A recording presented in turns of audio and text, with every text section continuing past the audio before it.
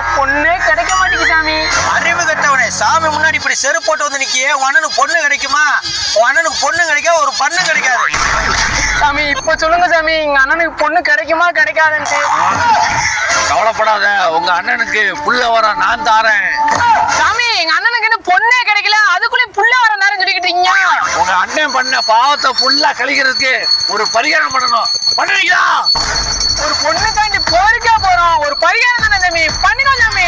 வெள்ளாட்ட குட்டி ஒண்ணு, பொட்டக்கோழி ஒண்ணு, ஆண்கோழி ஒண்ணு, அழகான பொண்ணுக்கு அஞ்சடித சுடிதார் ஒண்ணு, என் பட்பாக்கு பட்டுப்புடவை ஒண்ணு, இதெல்லாம் என் வீட்டுல போய் கொடுத்துட்டு பீஸையும் கொடுத்துட்டு திரும்பக்கா போயிருங்க.